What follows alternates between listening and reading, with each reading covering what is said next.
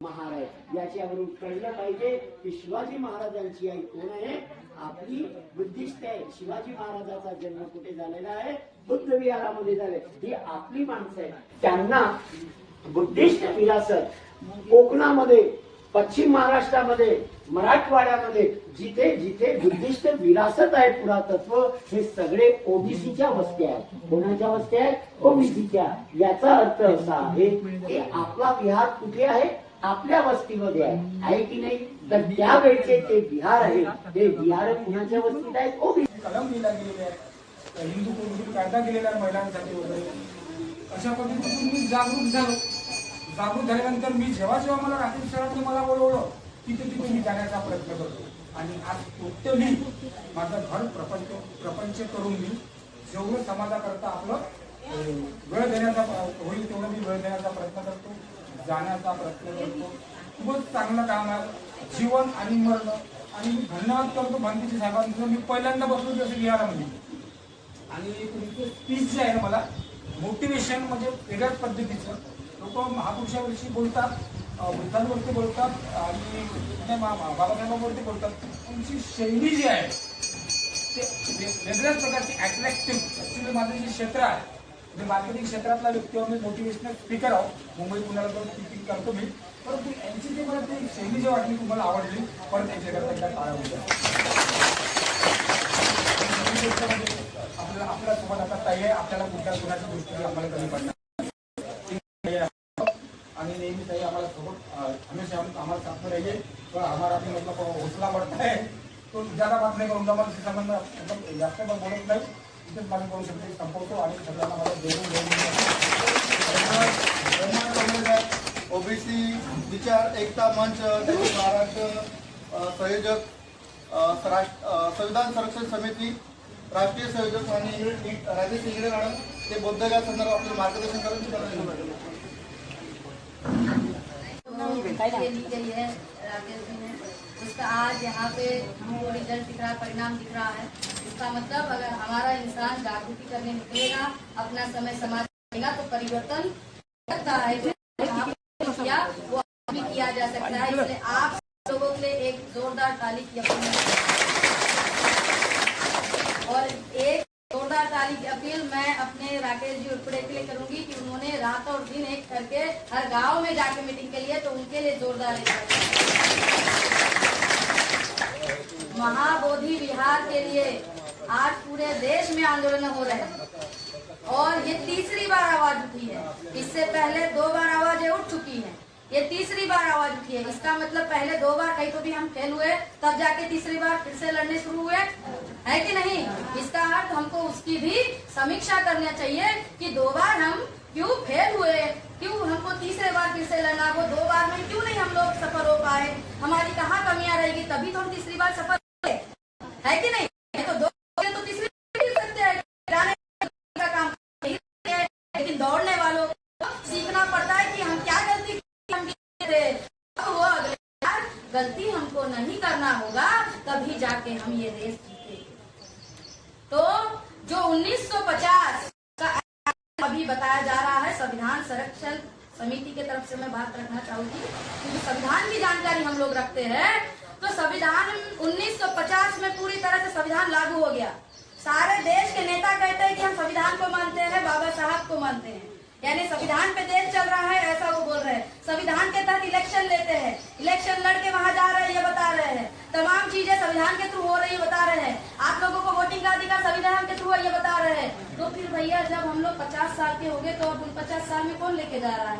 के सम्मान में हम निकले मैदान में, बुद्धगया के सम्मान में हम निकले मैदान में. महाबोधि विहार मुक्त करो, मुक्त करो, महाबोधि विहार मुक्त करो.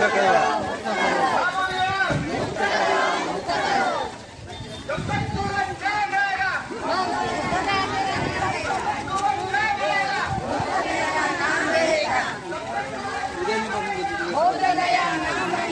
आज पगाराचा दिवस आहे काही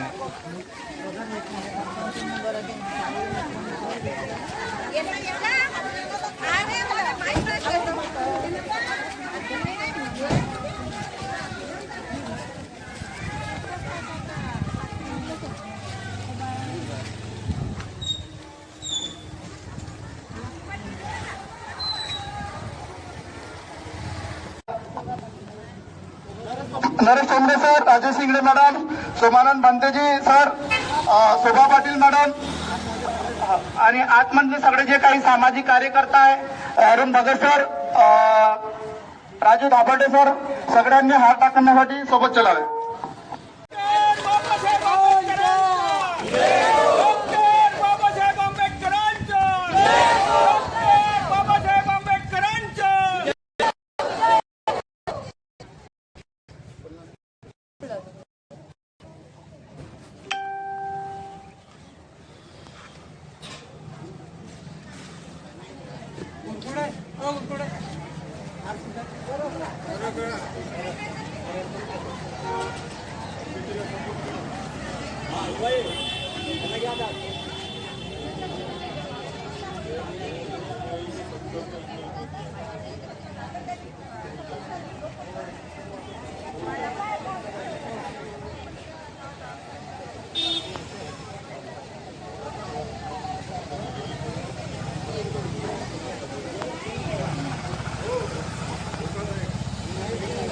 बाबा साहब अम्बेडकर के सभी बच्चे हम लोग अपनी विरासत को बचाने के लिए और महाबोधि बुद्ध विहार को बचाने के लिए इतना ही नहीं तो हमारे संवैधानिक जो हक अधिकार है उनको बचाने के लिए देश के संवैधानिक हक अधिकार संविधान को बचाने के लिए और हम समता, स्वतंत्रता, बंधुत्व, न्याय को इस्टेब्लिश करने के लिए हम लोग मैदान में उतर चुके हैं।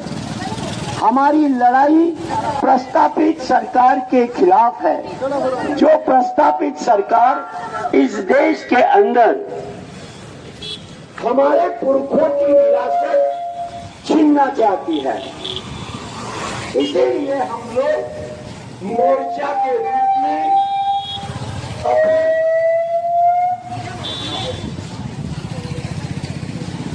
अपनी विरासत को बचाने के लिए, महाबोधि बुद्ध विहार को बचाने के लिए जो ब्राह्मणों के कब्जे में है और ब्राह्मणों का धर्म, ये धर्म वैदिक धर्म है, उनका हिंदू धर्म नहीं है।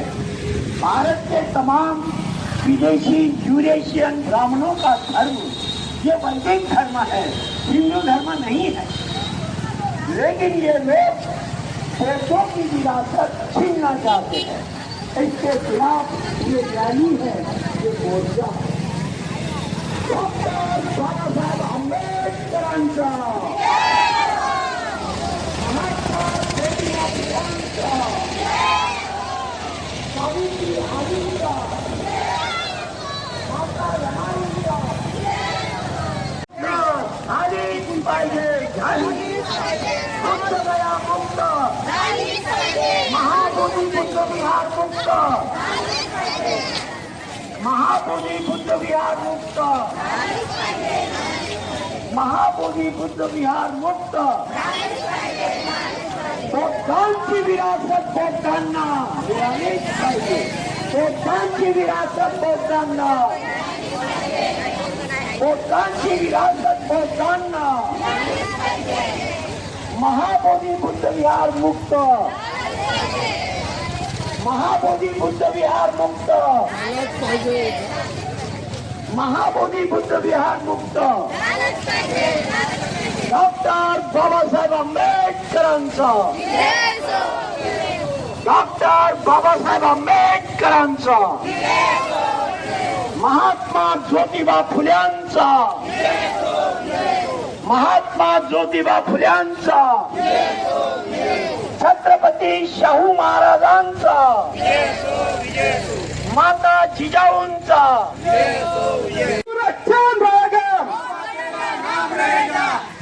महाबोधी विहार मुक्त करा, मुक्त करा, महाबोधी विहार के सम्मान में,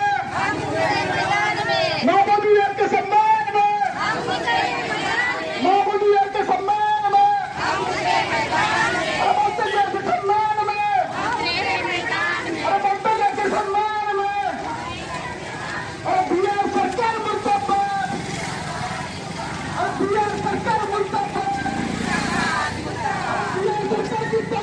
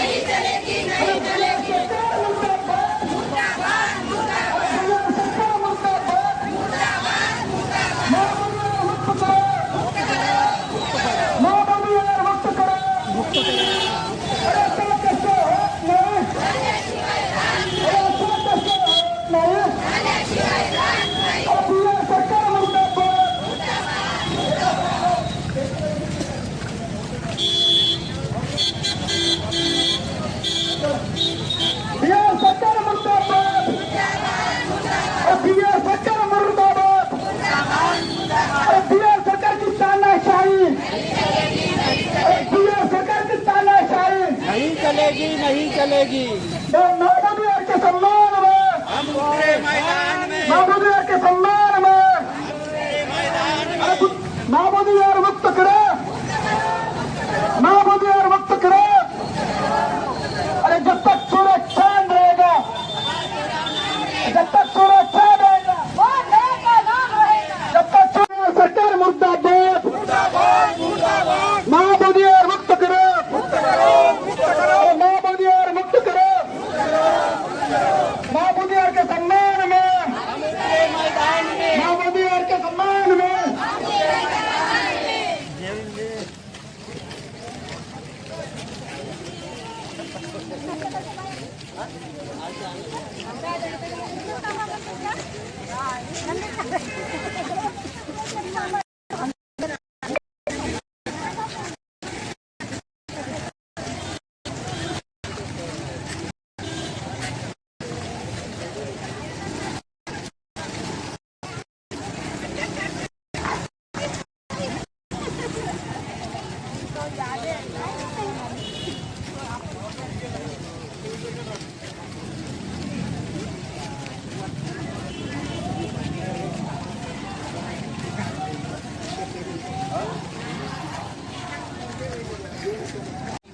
भीमही गेले जाला शरंजे, पाऊले अशी त्या गौतमाची, वंदना द्यावी साऱ्या जगाने. दृष्टीला सागराची गहनता, शब्दही ज्यांचा आकाश व्यापी, पाऊले अशी त्या भीमाची, स्तब्ध व्हावे वादळाने तयापाशी. भारतीय घटनेचे शिल्पकार परमपूज्य डॉक्टर बाबासाहेब आंबेडकर, धम्मनायक सम्राट अशोक आणि ज्यांनी ज्यांनी या सृष्टीला नंदनवन बनविण्यासाठी आपलं सर्वस्व अर्पण केलं ते सर्व महापुरुष, त्या सर्व महापुरुषांना मी आपणा सर्वांच्या वतीनं अभिवादन करतो. या शांती मार्चचे मार्गदर्शक आदरणीय भंतेजी, राकेश उरकुडे मॅडम, मित्र, व प्रश्न साधा, सरळ आणि सोपा आहे. लोकांना समजायला पाहिजे की हा प्रश्न काय आहे. महाबोधी विहार मुक्ती आंदोलन हे कशासाठी होत आहे, तर महाबोधी महाविहार मुक्ती आंदोलनामध्ये आहे ते बौद्धांचं, बुद्ध हा बौद्धांचा आदर्श आहे. पण तिथं ऍक्ट तसा बनवला 1949चा की तिथं 10 लोक राहतील आणि 5 लोक हिंदू, 4 लोक हिंदू, 4 लोक बौद्ध आणि एक त्या जिल्ह्याचा कलेक्टर गयेचा त्या समितीचा अध्यक्ष राहील. पण तो कलेक्टर हिंदू असावा अशी अट आहे आणि त्यामुळे हिंदूंचं जे बॅलन्स होते तिथं 5 होते, बहुमत होते आणि 4 जे बौद्ध असतात ते लाचाराची फौज असतात. ते काही स्वाभिमानी बौद्ध ते घेत नाही, कारण का घेणं त्यांच्या हातात आहे. आणि म्हणून विश्वातल्या तमाम बौद्धांची मागणी आहे का तुम्ही जो आदर्श मानतच नाही, जे तत्वज्ञान तुम्ही पाळतच नाही, ज्या तत्वज्ञानाचा दूर दूर तुमचा संबंध नाही, तर तुमच्या कब्जामध्ये किंवा तुमच्या नियंत्रणामध्ये महाबोधी महाविहार कशाला पाहिजे.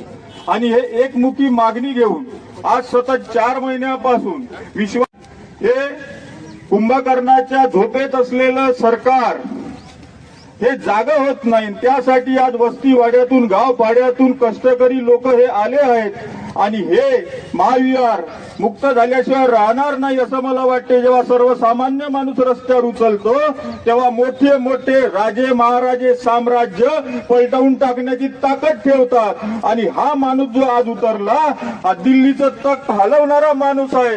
आणि म्हणून केंद्र सरकारने आणि बिहार सरकारने होशमध्ये यावं, कारण की हा समाजाचा वारसा धम्मनायक सम्राट अशोक आहे. या जगात इतक्या लढाया झाल्या परंतु त्या राजांनी हारल्यावर नतमस्तक झाल्यानं तलवार वेगळी. जगाच्या इतिहासात एकमेव असा सम्राट अशोक राजा आहे तो सम्राट झाल्यावर तलवार फेकतो आणि बुद्धम शरणम गच्छामी म्हणतो, म्हणून तो सम्राट झाला आहे. आणि म्हणून आमचा वारसा धम्मनायक सम्राट अशोकांचा आहे. आणि धम्मनायक सम्राट अशोकांनी पराभूत झाल्यावर नतमस्तक झाले नाही, तलवार फेकली नाही, तर विजय झाल्यावर तलवार फेकली. आणि म्हणून ती तलवार केव्हा आमची ताई म्हणाली ये तो अभी झाकी है, आगे और लढाई है.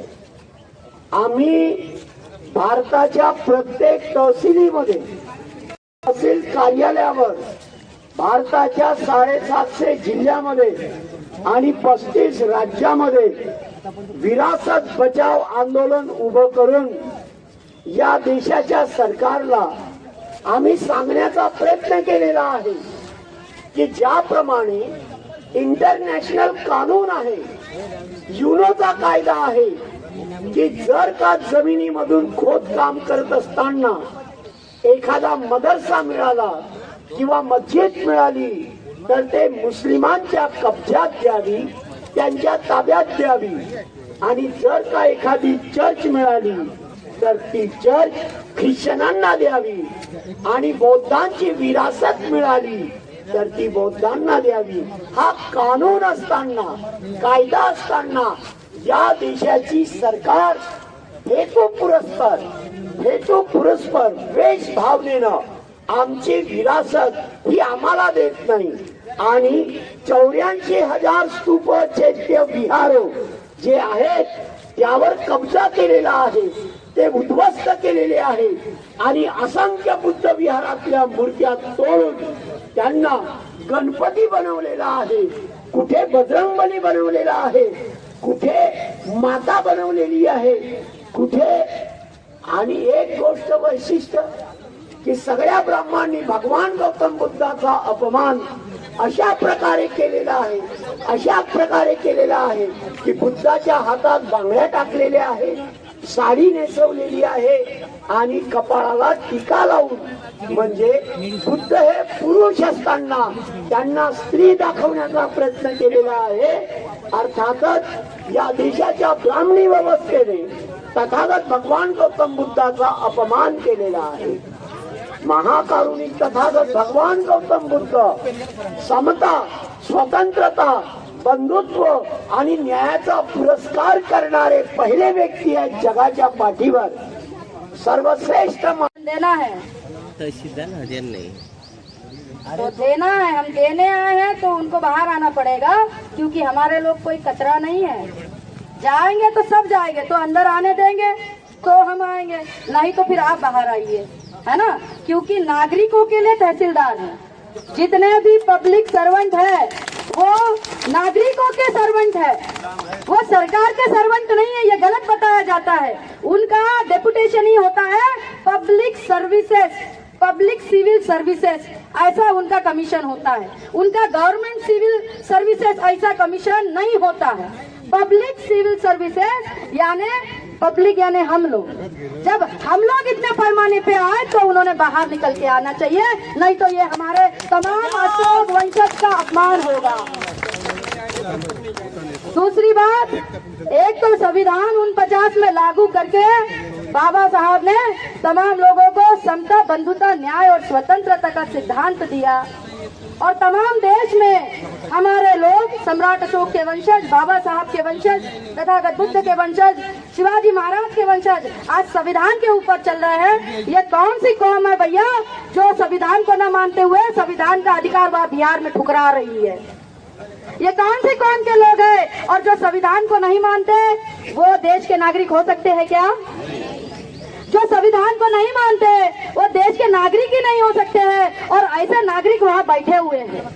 एक तो वो संविधान को मान ले तो कम से कम उनको नागरिकत्व तो भी उनका बचा रहेगा भारत का. मैं यहाँ से इशारा दे रहे हैं कि हमारे सम्राट अशोक के वंशज के लोगों को, डॉक्टर बाबा साहब विश्वरत्न संविधान निर्माता के वंशज को इतना मजबूर ना किया जाए कि जो संविधान को न माने. महाबोधियार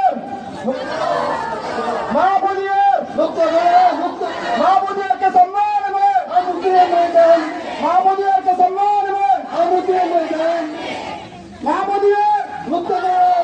अरे बिहार सरकार की तानाशाही अरे बिहार सरकार की तानाशाही अरे बिहार सरकार की तानाशाही अरे बिहार सरकार मुर्दाबाद मुर्दाबाद अरे बिहार सरकार मुर्दाबाद मुर्दाबाद.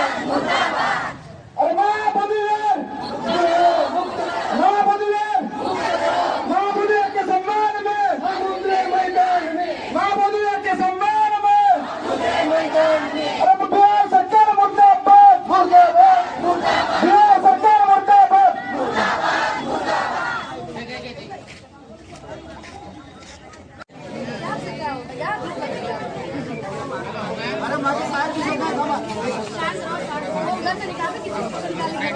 Thank you.